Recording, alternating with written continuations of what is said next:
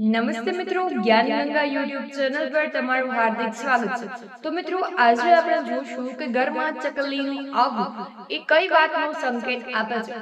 ઘરમાં ચકલીનું આવવું એ કોઈ સામાન્ય વાત નથી, પરંતુ વાસ્તુશાસ્ત્ર મુજબ ચકલી માત્ર એક નાનો પક્ષી જ નથી, પણ સુખ સમૃદ્ધિ અને સકારાત્મક ઉર્જાનો પવિત્ર સંકેત છે। તો મિત્રો, આજના વિડીયોમાં આપણે વાસ્તુ મુજબ ચકલી આવવાના 5 એવા શુભ સંકેતો વિશે જોઈશું। અને કહેવાય છે કે જે ચકલી પોતાના ઘોંસલા એટલે માળા બનાવે છે ત્યાં માતા લક્ષ્મીનો વાસ થાય છે અને ઘરમાં હંમેશા આનંદ, પ્રેમ અને શાંતિ ટકેલી રહે છે।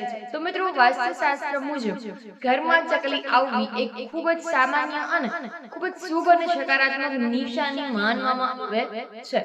અને મિત્રો, પક્ષીઓનું ઘરમાં આવવું એટલે કે વાસ્તુ અને જ્યોતિષશાસ્ત્રના મત ઘણા સંકેત આપે છે।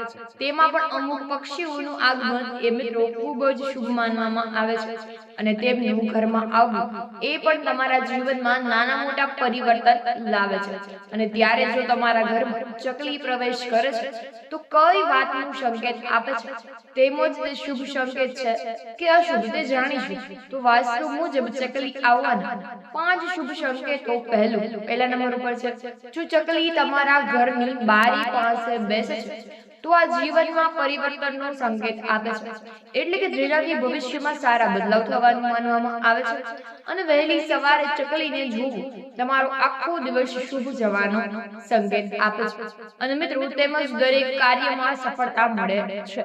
નંબર 2, સુખ શાંતિનો સંકેત અને નકારાત્મક ઉર્જાનો નાશ, એટલે કે ચકલી જ્યાં વસે છે ત્યાં નકારાત્મક શક્તિઓ દૂર થઈ જાય છે અને ચકલી ઘરમાં આવે એટલે ઘરમાં શાંતિ અને આનંદમાં વધારો થાય છે। નંબર 3, સંતાન સુખમાં વધારો। ચકલીનું ઘરમાં બનાવવું એ ઘર તમારા સંતાન પ્રાપ્તિ માટે શુભ માનવામાં આવે છે। નંબર 4, ધન લાભ અને સમૃદ્ધિ, એટલે કે વાસ્તુ મુજબ ચકલીનો વસવાટ કે ચહકાકાટ અથવા તો એ ઘરમાં માતા લક્ષ્મીના પ્રવેશનો સંકેત આપે છે। નંબર 5, નવા આરંભનો ઈશારો। જો ચકલી ઘરમાં વારંવાર આવતી હોય તો તે નવા શુભ પ્રસંગો કે અવસરો આવવાના હોય છે તેવો સંકેત આપે છે।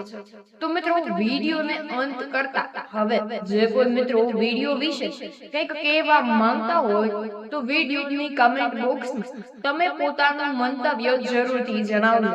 અને મિત્રો, મનમાં પોતાની કુળદેવી માતાનું નામ સ્મરણ કરી અને જો તમને સારું લાગે તો વિડીયોને કમેન્ટ બોક્સમાં તમારી કુળદેવી માતાનું નામ અથવા તો માતા લક્ષ્મી નામ તમે અવશ્ય લખજો।